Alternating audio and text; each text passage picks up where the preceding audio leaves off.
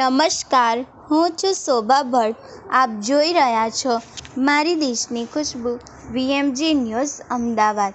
દિયોદરના ફૂલપુરા ગામે 4 સંતાનની માતા પર નરાધમે દુષ્કર્મ આચર્યું.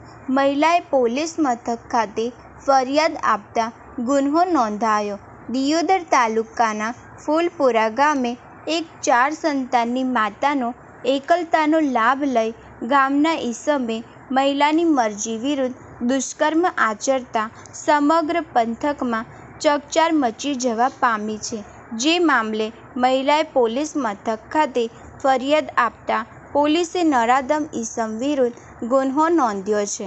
જાણવા મળતી માહિતી મુજબ દિયોદર તાલુકાના ફૂલપુરા ગામે એક ખેતરમાં એક 4 સંતાનની માતા ચાર લેતી હતી.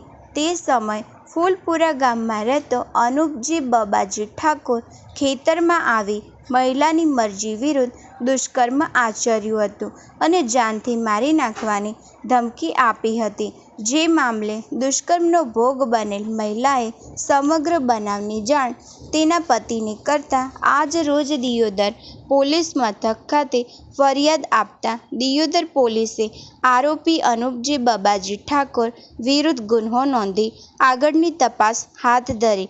રિપોર્ટર દશરથ પ્રજાપતિ, બનાસકાંઠા.